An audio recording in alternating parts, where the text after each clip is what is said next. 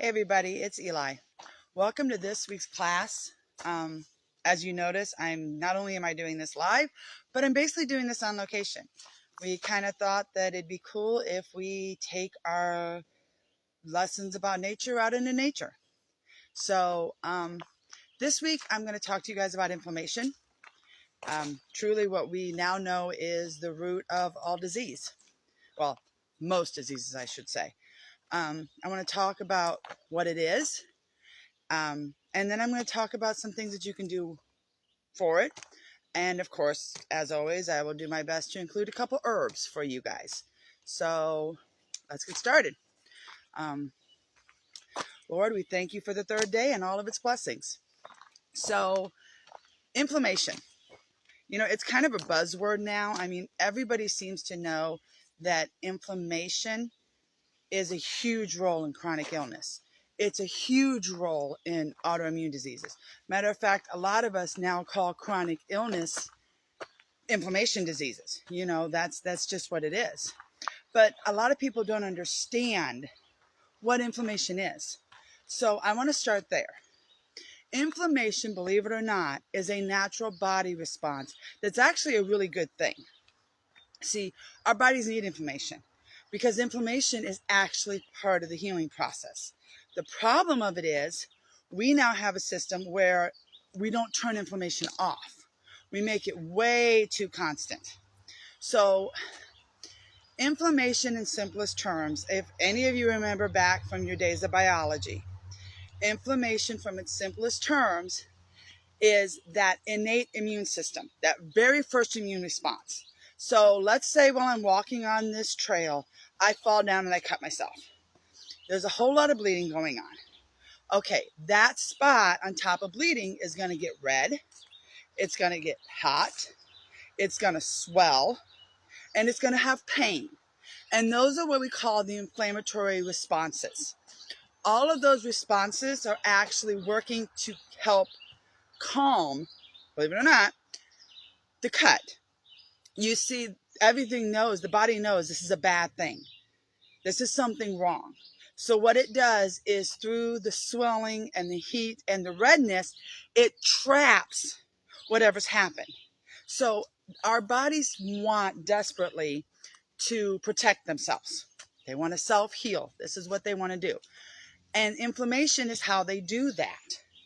It creates like this little pocket so that whatever's going on stays inside this little pocket, and the inflammation causes these walls to be built. Sorry, I got a bug. It causes these walls to be built around that spot so that nothing else from that spot can travel anywhere else. So when I fall and I cut myself, if I've allowed any bacteria into that cut because, I've fallen on a dirty tree or something like that, the inflammation has trapped that. It's not getting in any further than this pocket that the inflammation creates. And what happens then is basically the inflammation holds that wound until your secondary immune system can get there. So it says, okay, we've got this under control. The fire is contained. It's not going to spread to other buildings. We're good until the big trucks get here, until the huge fire trucks can come. And ideally, what's going to happen is, in the case of my cut on my arm, the big fire trucks or your secondary immune system is going to show up. It's going to clear it up. It's going to do what it needs to do. The bleeding is going to stop. The immune system is going to clean up the mess. I'm going to get a scab. In a few days to a few weeks, everything's going to heal and my arm will be fine. And when all of that happens, then the inflammation goes away. If you notice, when you get a cut or a wound on your arm, as the healing progresses, the redness, the pain, the swelling slowly goes away. That is your body slowly taking away that little box it built because it now understands, hey, we're good. This has been contained. This is healing. All of the bacteria is gone. So we can open up the pathway now. And your body continues. The problem with chronic inflammation, there isn't anything there for the body to heal. So the signal that the all clear is never given. So because of the way we inflame our bodies, basically our body is building these pockets, but the pocket's never going away. Yeah, a lot of times in inflammation, we may not see the signs, but a lot of times we do. Even if it's internal inflammation, even if it's heart inflammation, liver inflammation, we feel the swelling, the pain, the redness, the heat. We feel all of those things. We may feel them in different ways, but we feel them. And here's the other thing that happens, and here's the major player in chronic inflammation, when inflammation does not go away. I built a pocket, right? I'm inflammation. I have built a pocket. You can't get in. Nothing's getting out. We're good. You can't get in. Okay, that means that everything I have trapped in this pocket is not getting proper blood flow. It is not getting proper nutrition. It is not getting proper oxygen. And what happens when you take blood flow, nutrition, oxygen away? You basically have deterioration. The tissue trapped in this pocket is going to start to deteriorate because it's not getting what it needs. And in that case, now we may not feel the heat. Now we may not feel the swelling. Now we may not feel the redness. Now we feel cold. We feel cold because we're in a lack of state. That lack is the tissue not getting what it needs. And as it continues to not get what it needs, just like anything else, it gets cold, it dries out, it becomes stagnant, and eventually you end up with tissue damage. And tissue damage continues, and then you got organ damage. And you have the other big things that we see. You have heart damage because the blood vessels are inflamed, so there's tissue damage, so the heart is not getting the blood it needs. And it's as simple as that. I mean, that really is what inflammation is. Now, with chronic inflammation, as I already said, the problem is we got a pocket. Well, we got a pocket that's not being healed. That is the problem. And a lot of times, not only do we have pockets that aren't being healed, we're cutting ourselves over and over and over again. But there's nothing there for the immune system to technically react to, because it's an inflammatory response triggered by our bodies, triggered by what we're doing to our bodies. Our bodies are saying, hey, foreign invader. So, it's dealing from that standpoint. We're going back this way. It's dealing with that standpoint. But when it gets there, there's nothing there. Chronic inflammation is the little boy who cried wolf over and over and over and over and over again. Or one of the things that I heard an herbalist yesterday saying, it's like when you get a splinter in your hand and you can't get it out, and so it festers. And I don't know how many of you had a grandmother who used to use the word fester. I did. And it was never a good thing, because a lot of times she would speak about unresolved issues. My brother and I would get into a fight, and I would be mad at him. And Granny would say, you need to go fix this with your brother. It's going to fester. And what she meant was, I am going to not talk to him. This anger is going to continue to build up.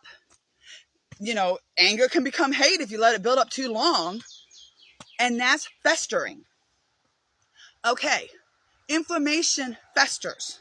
It builds up. It becomes an issue. And here's the problem. The splinters that we are allowing to fester are our natural world. It is the world we live in and the choices we are making. It is not me walking on this trail, falling down and cutting my arm. It's coming from pollutants, from toxins, from bacteria, from chemicals. It is all the things that we are allowing into our bodies that are causing these alarms. And these alarms are going off. And again and again and again, the body's crying wolf. But even though there isn't anything there to fix, the body is still causing an inflammatory response. Okay, so let's break this down. So let's say that I have a sugar addiction. I love me some sugar. I really do, but not the kind we're about to talk about. Well, technically I like that kind too. But so I'm a sugar addict, which if any of you know, I had a Mountain Dew addiction. So yeah, you could say for a while I was a sugar addict. I'm constantly popping those Mountain Dews. And what's happening is I am taking in too much sugar. Too much sugar. So what happens? Well, my cells can't absorb all this sugar. My cells are getting overrun by the chemicals in the sugar, completely blowing them up. So the cells that are trying to take in this sugar are having an inflammatory response to the chemical of the sugar.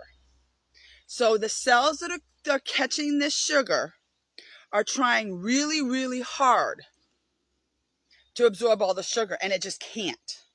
So it's panicking, it's stressing out, it's causing an inflammatory response.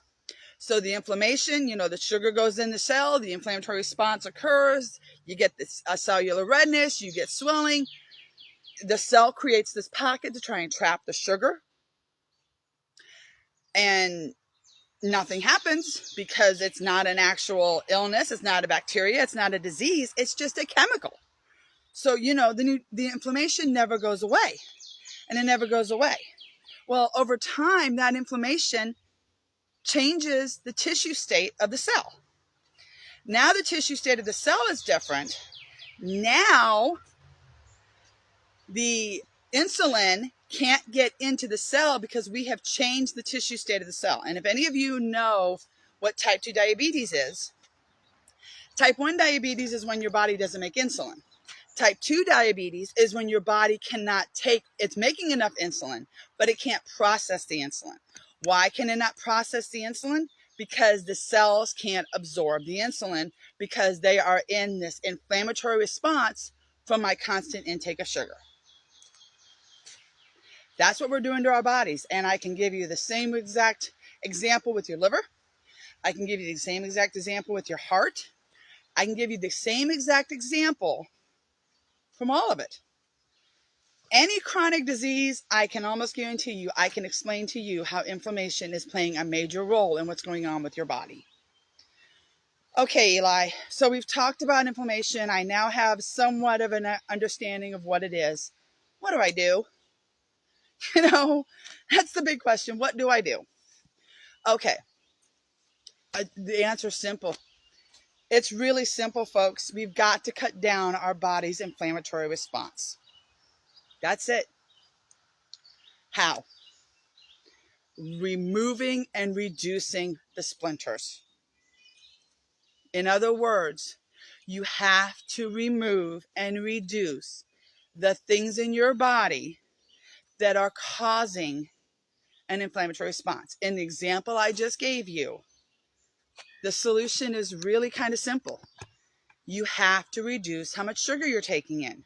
Verbally, you have to cut it way, way back. But that is the answer. You have to reduce the chemicals and the toxins that you are taking in that are causing the inflammatory response. Now, here's the thing. And here's where the herbalist comes in. So everybody hold on. There are herbs that can help you with this. There are lots of herbs that can help you with this. There are herbs that are very organ specific. So in other words, if I'm dealing with sugar, I can take cinnamon. That's going to help. If I'm dealing with the heart, hawthorn, that's going to help. One of the other things you can do is detoxify. In other words, help your body get rid of the toxins and the chemicals that you're taking in. If you caught my last one, you know that I talked about the fact that the body naturally wants to detoxify. So while you can do a detoxifying regimen, A lot of times from a herbal standpoint, you just need to support your lymph system and your liver, and it'll take care of that itself. 2 of the herbs that I really like for this, well, 3 of the herbs I really like for this are burdock, dandelion root, and red clover. Burdock, dandelion root, and red clover are detoxifying herbs that help the liver, they help the lymph system, and they help the body to detoxify. So that's the first thing you want to do. The second thing you want to do comes back to what I already said. Get rid of the junk. Which means if I go through the process and I'm taking in burdock, you know, a couple of you probably saw last week or the week before, I showed you guys the infusion, the teas that my husband and I are drinking for vitamins. Okay. In that tea, I put burdock and red clover. The burdock and the red clover help our bodies detoxify. One of the many reasons why we do it, but that's one of the reasons why I do it. Now, here's the problem.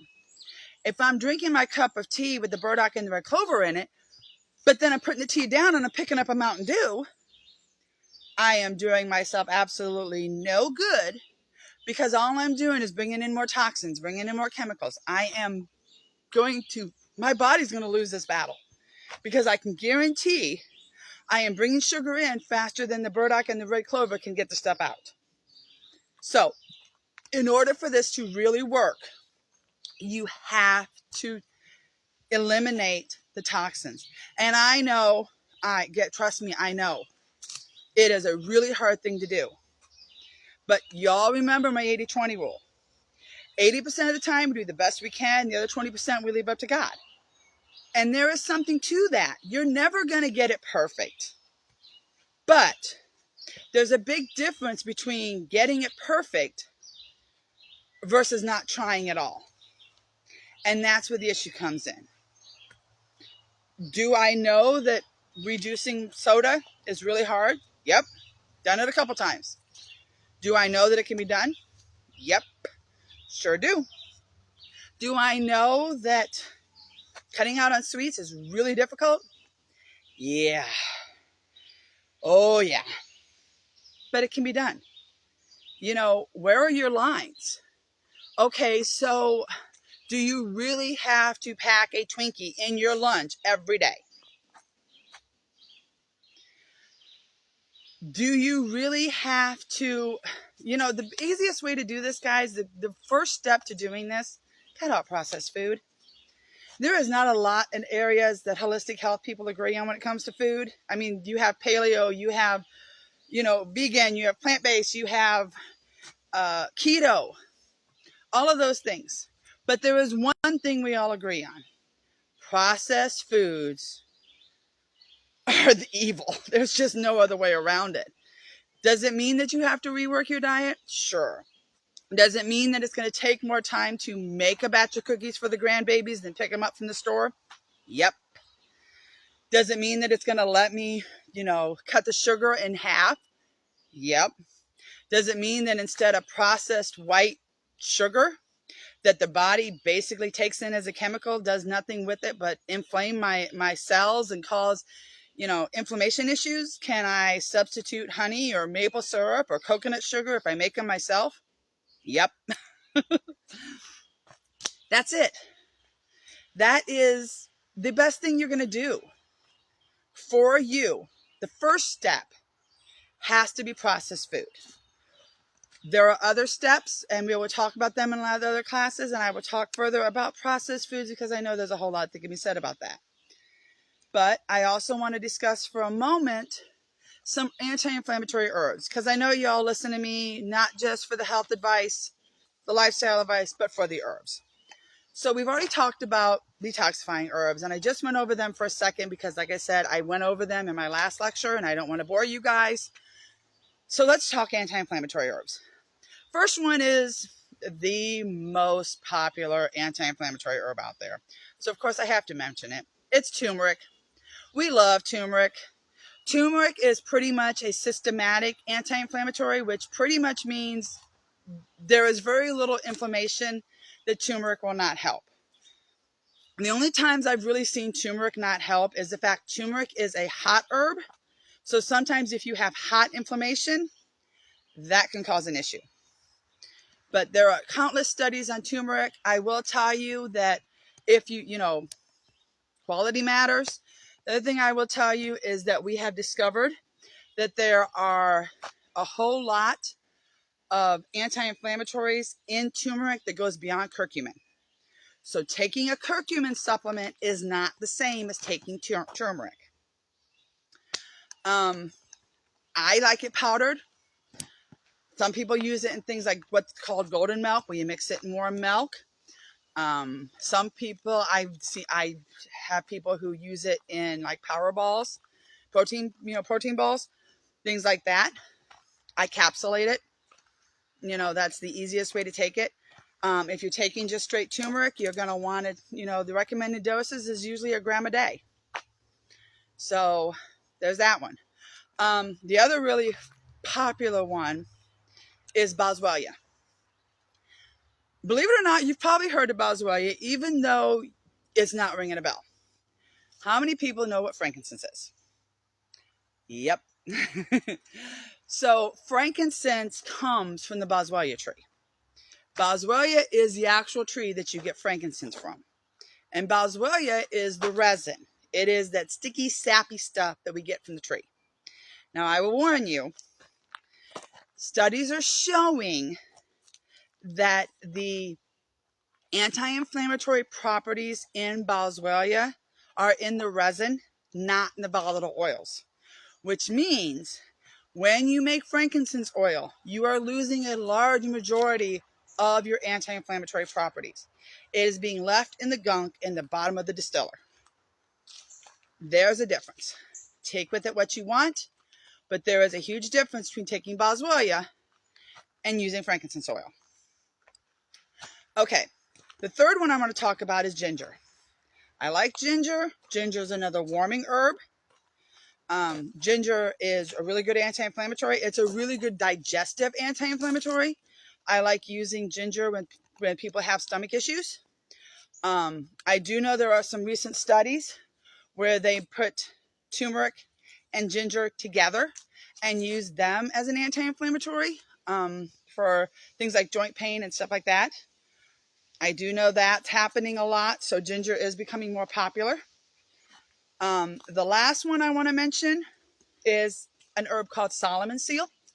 Not very popular, not well heard of. I like Solomon seal. Solomon seal is another one that I use for inflammation that affects the body, especially the joints. Solomon seal is opposite turmeric. Solomon seal is a cooling herb. So if somebody has really hot inflammation, I might use Solomon seal instead of turmeric. The last couple of things I'm going to talk to you about aren't herbs. They are supplements, but they can be important. The first one is omega-3s, your fish oil. Omega-3s are an anti-inflammatory. They are. They reduce inflammation. And it's funny because any of you who understand omega-3s, it makes sense because omega-3s are an anti-inflammatory. Omega-6s are an inflammatory. And omega-6s are what we find, sorry, it's warm, are what we find in our yellow oils, which is one of the contributing factors to inflammation. Goes back to the whole processed food conversation that we had a few minutes ago. But that is what's happening. You're supposed to have omega-3. You do need omega-6s. Omega-3s to omega-6s should run you about a 1 to 20, which means you should be taking in 1 part omega-3s to about 20 parts. Did I say that right? Yeah. To about 20 parts omega-6. We are blowing those numbers way out of the park, people. That's part of the problem. We are not getting that 1 to 20 balance. And I may have that ratio wrong. For some reason, my brain is saying that's not the right number. But the system is the same. We're supposed to have them in a balance. And with all of the yellow oils that we take in and all of the fatty foods we take in, we're getting way more omega-6s than we are omega-3s. So back to where I was, though. So one of the things that you can take besides your herbs that will help with inflammation is a good quality fish oil, or you can eat your good quality cold water fish. You know, your salmon, your anchovies, your sardines. If you're going to go the fish way, not the supplement way, you want about 3 servings a week. That's where a lot of people go with the supplements. If you, for some reason, like my husband, cannot take fish oil, they do now make one that's made from algae. So there is that option, and I'm trying not to fall down this incline. So that's the first supplement. The second supplement I'm going to talk about is vitamin D. If there was an anti-inflammatory vitamin, it's vitamin D. Vitamin D helps the body control inflammation. And remember, if you're taking vitamin D, you want to take D3. And the other thing too is, I will tell you that the normal range, if you do a blood test, doctors tell you you're normal at about a 40. Research is showing that in order for it to truly be anti-inflammatory, you want your vitamin D level to be a 50. And keep in mind that vitamin D comes from the sun. So even if you are a sunbather during the summer, if you live in cold climates, you're going to want to supplement from October through May, because we lose a lot of our sunshine. So you may have that 50 in July. You may not have it in January. The last one is the anti-inflammatory mineral. And most people don't realize this. It's a very popular mineral, but most people don't realize it's an anti-inflammatory. It's magnesium. Magnesium helps the body control inflammation. And here's the thing about magnesium. Only about 18% of magnesium is used by the blood, which means you can go to the doctor, have a blood test, your magnesium level can be fine, and you can still be magnesium deficient.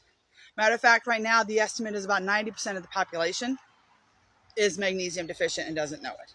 Because magnesium, like I said, it's used in inflammation, but it's used by the cells, the muscles, and the nerves.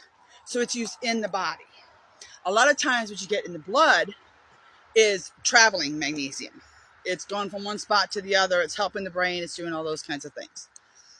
So even if your blood sample says your magnesium is fine, with our depleted natural resources, there are very few people in this world, matter of fact, I don't think I know of any, who do not need some form of magnesium in their lives. Okay, guys, that is it. It's been a little hot, been a little sweaty. I hope you guys have enjoyed going on this walk with me today.